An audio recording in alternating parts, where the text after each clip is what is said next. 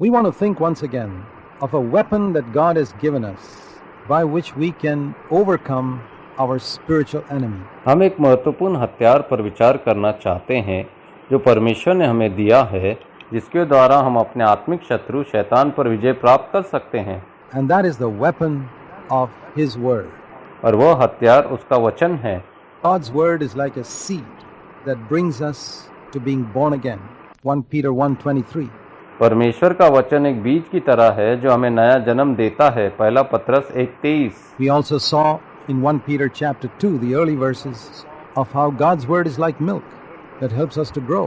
हमने पहला पत्र 2:2 से हम सीखते हैं कि परमेश्वर का वचन दूध की तरह है जो हमें बढ़ने में मदद करता है। God's Word changes us. परमेश्वर का वचन हमें बदलाव लाता We है। also see in Ephesians in chapter 6 that God's Word is like a sword. हम इफिसियों 6 में यह भी देखते हैं कि परमेश्वर का वचन तलवार की तरह है।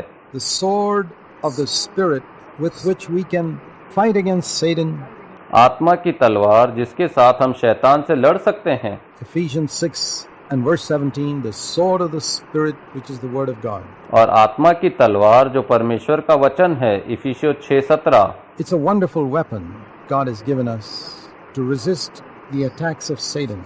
यह एक अद्भुत हथियार है जो परमेश्वर ने हमें शैतान के हमलों के विरोध करने के लिए दिया है। Many believers are discouraged. बहुत से विश्वासी निराश हैं। Do you know why? क्या आप जानते हैं क्यों? Because they don't know how to use this sword when Satan comes attacking them with discouragement. क्योंकि वे नहीं जानते कि जब शैतान उन पर निराश होने का हमला करता है तो इस तलवार का उपयोग कैसे करें। Many believers live under condemnation and feelings of guilt. कई विश्वासी दंड और अपराध बोध की भावनाओं के अधीन रहते हैं। Who gives it to them? Not God. यह उन्हें कौन देता है? परमेश्वर नहीं। Are you living with feelings of guilt and condemnation? क्या आप अपराध बोध और दंड की भावनाओं के साथ जी रहे हैं? Are you feeling uncertain whether God has accepted you, whether God loves you, whether God has forgiven your sin, whether God still remembers your past against you? क्या आप अनिश्चित महसूस कर रहे हैं कि क्या परमेश्वर ने आपको स्वीकार किया है?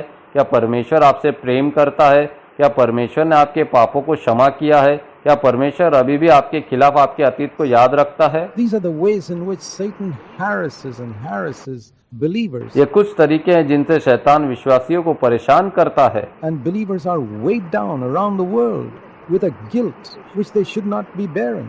और विश्वासी संसार भर में उस अपराध बोध के बोझ तले दबे हुए हैं जो उन्हें नहीं उठाना चाहिए।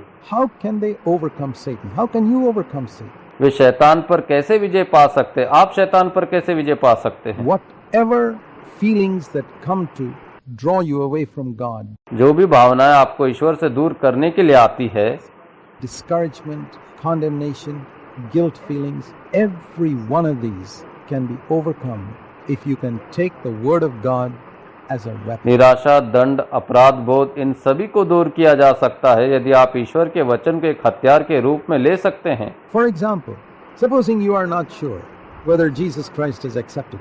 उदाहरण के लिए मान लीजिए कि आप सुनिश्चित नहीं है कि यीशु मसीह ने आपको स्वीकार किया है। Supposing the devil comes to you and says, "Oh yes, you think Jesus has accepted you, but Jesus is far too holy to accept a sinner like you." मान लीजिए कि शैतान आपके पास आता है और कहता है, अरे हाँ, आपको लगता है कि यीशु ने आपको स्वीकार कर लिया है। आप जैसे पापी को स्वीकार करने के लिए यीशु बहुत पवित्र है। What are you going to do when he tells you that? जब वो आपको बताएगा तो आप क्या करने जा रहे हैं? Are you going to argue with him? I tell you, you'll be defeated. क्या आप उससे बहस करने जा रहे हैं? मैं आपको बता दूं, आप हार जाएंगे। You can never argue with Satan. He's far too clever for you. आप शैतान के साथ कभी भी बहस नहीं कर सकते, वह आपसे बहुत चालाक है। You know when Satan tempted even Jesus Christ, saying to him, "If you are the Son of God, turn these stones into bread." आप जानते हैं कि जब शैतान ने यीशु मसीह को यह कहते हुए परीक्षा दी थी, यदि आप परमेश्वर के पुत्र हैं तो इन पत्थरों को रोटी में बदल दें। Matthew 4 verse 3. मत्ती 4:3। He questioned, "Are you really the Son of God?" उसने यीशु को यह प्रश्न किया, क्या तुम सचमुच परमेश्वर के पुत्र हो? And if he could put such a question to Jesus Christ himself, यदि वो स्वयं यीशु मसीह को ऐसा प्रश्न कर सकता है, you think Satan will not try those questions with you? तो क्या आपको लगता है कि शैतान आपके साथ उन प्रश्नों का परीक्षण नहीं करेगा? Of course he will. He'll make you doubt whether you're a child of God. बेशक वह करेगा, वह तुम्हें संदेह में डालेगा कि तुम परमेश्वर की संतान हो या नहीं। How can we overcome it? हम इससे कैसे उबर सकते हैं? We need the word of God. Here is a word which you could use. हमें परमेश्वर की वचन की आवश्यकता है। यहाँ एक वचन है जिसका आप उपयोग कर सकते हैं। John chapter 6, verse 37. Jesus said, "The one who comes to me, I will certainly not cast out." यूहन्ना 6:37, यीशु ने कहा, जो मेरे पास आएगा मैं उसे निश्चय न निकालूंगा। When I was a young boy and I asked Jesus to come into my life, जब मैं एक छोटा बच्चा था तब मैंने यीशु को कई वर्षों तक मेरे जीवन में आने के लिए कहा था। for many years, not days, not months, but years, I lived in doubt whether Christ had really accepted me. दिन नहीं, महीने नहीं, बल्कि वर्ष मैं इस संदेह में जी रहा था कि क्या मसीह ने वास्तव में मुझे स्वीकार किया था। And all those years in which I lived in doubt, I did not make any spiritual progress in my life. उन सभी वर्षों में जिनमें मैं संदेह में रहा, मैंने अपने जीवन में कोई आत्मिक प्रगति नहीं की। And it's probably like that with you. और शायद आपके साथ भी ऐसा ही है। But a day came in my life over 38 years ago when I believed this word. लेकिन मेरे जीवन में एक दिन आया 38 साल पहले जब मैंने इस वचन पर विश्वास किया And था I could say to Satan, Jesus has accepted me just as I am. और मैं शैतान से कह सकता था, यीशु ने मुझे वैसे ही स्वीकार कर लिया है जैसा मैं हूँ। Because he said, the one who comes to me, I will never cast out. क्योंकि उसने कहा है, जो मेरे पास आता है मैं उसे कभी नहीं निकालूंगा। And I said, Lord Jesus, I have come to you. Today onwards, I believe that you have not cast me out. और मैंने प्रभु से कहा, प्रभु यीशु, मैं तुम्हारे पास आया हूँ, आज से मुझे विश्वास है कि तुमने मुझे नहीं निकाला है। And it was like dropping an anchor. I have never drifted from that position for 38 years. यह एक लंगर को छोड़ने जैसा था। मैं 38 साल से उस स्थिति से कभी नहीं हटा। I want you to take that word and believe from today that if you have come to Jesus, it doesn't matter if you're the greatest sinner in the world. If you have come to him, he says, I will certainly not cast you. मैं चाहता हूं कि आप उस वचन को ले और आज से विश्वास करें। यदि आप यीशु के पास आए हैं, इससे कोई फर्क नहीं पड़ता कि आप संसार के सबसे बड़े पापी हैं। यदि तुम उसके पास आए हो तो वो कहता है, मैं तुम्हें निश्चय नहीं निकालूंगा। There's a certainty about it. इसके बारे में एक निश्चितता है। You don't have to believe the devil's lies anymore. अब आपको शैतान के झूठ पर विश्वास करने की आवश्यकता नहीं है। Tell the devil, Jesus says he has certainly accepted me. शैतान से कहो, यीशु कहते हैं कि उन्होंने मुझे निश्चित रूप से स्वीकार किया है। Now, who are you going to believe from today onwards? Jesus or the devil? That's your choice. अब आप आज से किस पर विश्वास करने वाले हैं, यीशु या शैतान पर? यह तुम्हारा फैसला है। If you want to continue to believe the devil, then nobody can help. अगर आप शैतान पर विश्वास करना जारी रखना चाहते हैं तो कोई आपकी मदद नहीं कर सकता। But if you will believe the word of God, take up that sword, the devil will flee from you. परंतु यदि तुम परमेश्वर के वचन की प्रतीति करोगे तो उस तलवार को उठा लो तो शैतान तुम्हारे पास से भाग जाएगा। And you'll never have a doubt again for the rest of your life that Christ is accepted. और आपको जीवन भर फिर कभी संदेह नहीं होगा कि मसीह ने आपको स्वीकार कर लिया है। Now, some of you may have another problem.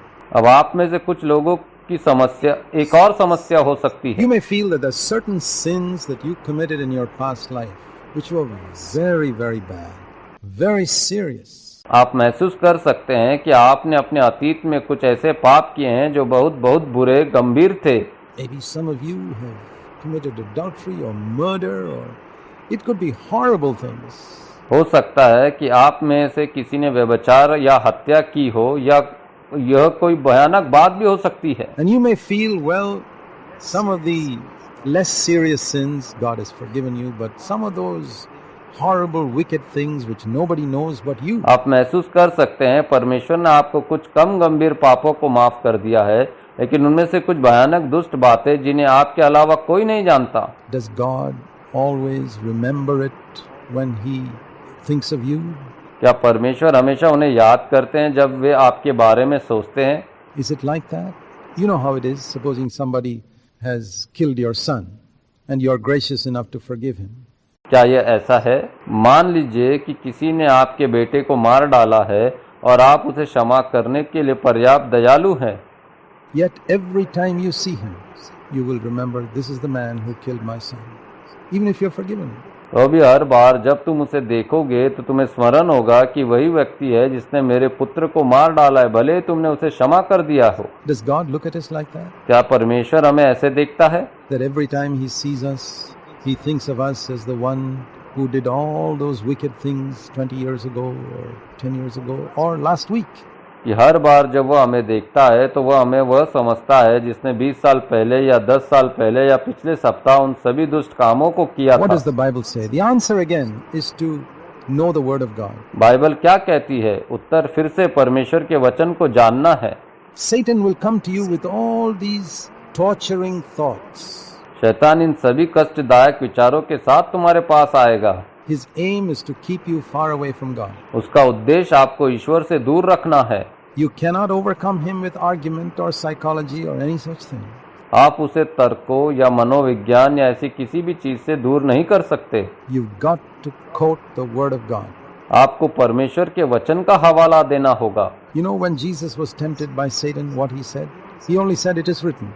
God's Word says this. आप जानते हैं कि जब शैतान द्वारा यीशु की परीक्षा ली गई थी तो उसने क्या कहा? उसने केवल इतना कहा, लिखा है। The second time, Satan came to him with another temptation, and Jesus said, "God's Word says this." दूसरी बार शैतान एक और प्रलोभन के साथ उसके पास आया और यीशु ने कहा, परमेश्वर का वचन यह कहता है। Satan came to him quoting a word of God, and Jesus said, "But it also says in God's Word this." तब शैतान परमेश्वर के एक वचन का हवाला देते हुए उसके पास आया, परंतु यीशु का उत्तर था, परंतु परमेश्वर का वचन यह भी कहता है। Every single time in those 3 temptations in the wilderness, Jesus overcame Satan only by quoting Scripture. हर बार जंगल में उन 3 प्रलोभनों में यीशु ने केवल पवित्र शास्त्र का हवाला देते हुए शैतान पर विजय प्राप्त की। No discussion, no argument, nothing.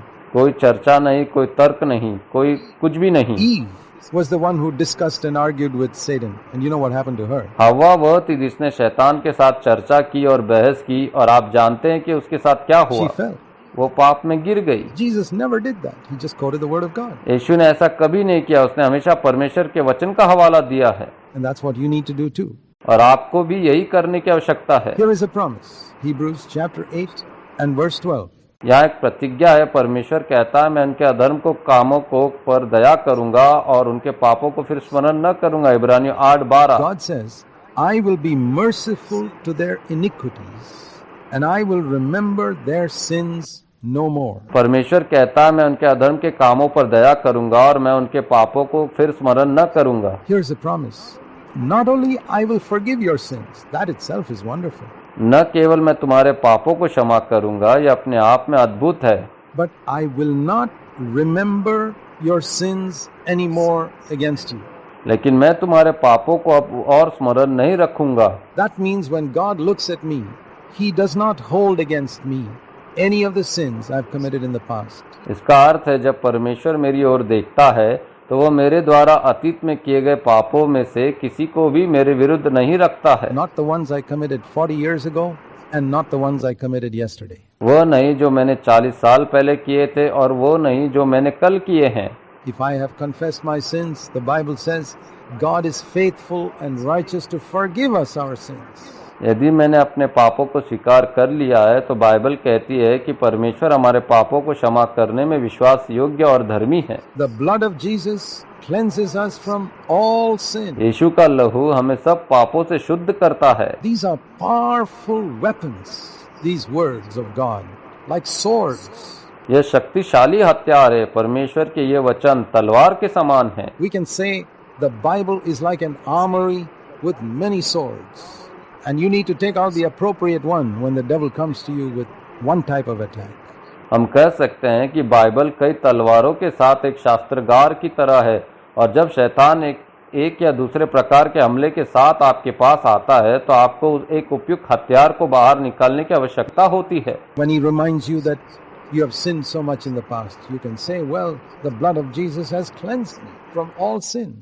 जब वह आपको याद दिलाता है कि आपने अतीत में इतना पाप किया है तो आप कह सकते हैं, ठीक है, यीशु के खून ने मुझे सभी पापों से शुद्ध कर दिया है। Satan is a great accuser. शैतान एक बड़ा दोष लगाने वाला है। He seeks to accuse and torment and harass believers, preventing them from being happy. वह विश्वासियों को आनंदित होने से रोकने के लिए दोष लगाना, पीड़ा देना और परेशान करना चाहता है। And so many believers go around with long faces. इतने सारे विश्वासी उदास चेहरे के साथ घूमते हैं। That's not God's will for you, my friend. यह तुम्हारे लिए परमेश्वर की इच्छा नहीं है मेरे You दोस्त। think God wants you to go around this world with a long face? How can you ever draw anyone else to Christ if you go around with a long face? क्या आपको लगता है कि परमेश्वर चाहते हैं कि आप इस संसार में एक उदास चेहरे के साथ घूमें? यदि आप उदास चेहरे के साथ घूमते हैं तो आप किसी को मसीह की ओर कैसे आकर्षित कर सकते हैं? How can you be happy? You can't psychologically work up happiness. आप कैसे खुश रह सकते हैं? आप मनोवैज्ञानिक रूप से आनंद का काम नहीं कर सकते। You must know that your sins are forgiven. You've been accepted by Christ. आपको पता होना चाहिए कि आपके पाप क्षमा किए गए हैं, आपको मसीह ने स्वीकार कर लिया है। And not only that, God will not remember your sins anymore. और इतना ही नहीं, परमेश्वर अब आपके पापों को स्मरण नहीं रखता। Now I want to lead you one step further. अब मैं आपको एक कदम आगे ले जाना चाहता हूँ। It's not only that God forgives our sin. It's not only that He does not remember our sins anymore. ऐसा नहीं है कि परमेश्वर हमारे पापों को क्षमा करता है, ऐसा नहीं है कि वह अब हमारे पापों को स्मरण नहीं रखता। There is a word called justified used in Romans. बल्कि वह कुछ और करता है। रोमियो में धर्मी ठहराए गए नाम का एक शब्द इस्तेमाल होता है That God has justified us. कि ईश्वर ने हमें धर्मी ठहराया है। In Romans 5 verse 1 it says, having been justified by faith. You know what that word justified means? It means declared righteous. That means God has declared you to be a righteous person. Romeo 5:1 यह कहता है, विश्वास के द्वारा धर्मी ठहराया गया। क्या आप जानते हैं धर्मी ठहराए जाने का हिंदी में क्या मतलब होता है? इसका अर्थ है धर्मी घोषित। इसका मतलब है कि परमेश्वर ने आपको एक धर्मी व्यक्ति घोषित किया है। Now, let's use an illustration.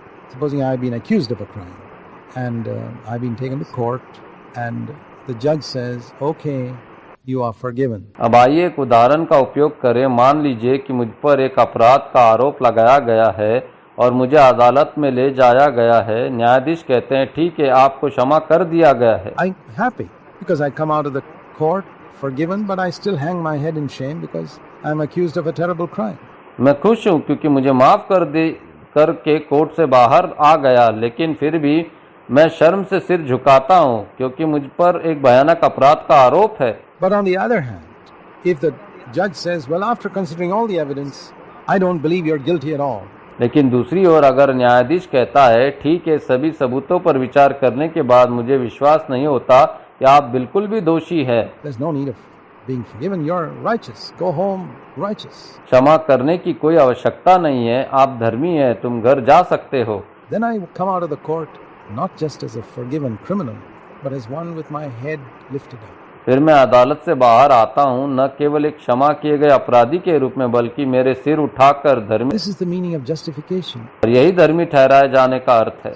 It is more than forgiveness. यह क्षमा करने से बढ़कर है। And many Christians haven't understood it. और बहुत से मसीह इसे नहीं समझ पाए हैं। God not only forgives, He justifies. He declares me righteous. परमेश्वर न केवल क्षमा करता है, वह हमें धर्मी ठहराता है, वह मुझे धर्मी घोषित करता है। In other words, He clothes me with the righteousness of Christ. दूसरे शब्दों में वह मुझे मसीह की धार्मिकता के वस्त्र पहनाता है। He puts the goodness of Christ over me as my dress. वह मेरी पोशाक के रूप में मसीह की भलाई को मुझ पर Can you रखता think of है। it? The goodness of Christ clothing you.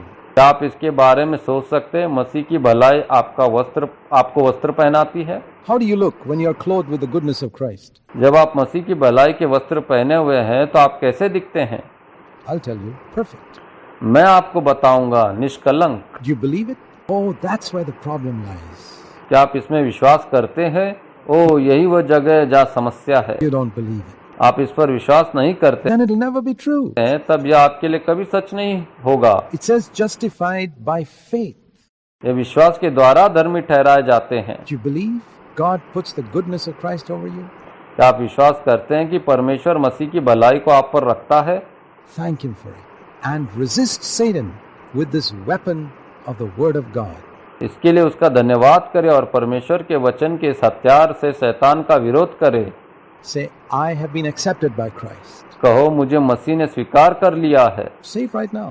इसे अभी कहो, I've been accepted. मुझे स्वीकार कर लिया गया है, I've been forgiven. मुझे क्षमा कर दिया गया है। God does not remember my past against me anymore. परमेश्वर अब मेरे खिलाफ मेरे अतीत को याद नहीं करते हैं। I have been justified. मुझे धर्मी ठहराया गया है। I am a righteous person, clothed with the goodness of Christ over my life. मैं एक धर्मी व्यक्ति हूँ जो मेरे जीवन पर मसीह की भलाई को पहने हुए हूँ। I am just as precious to God as Jesus himself is.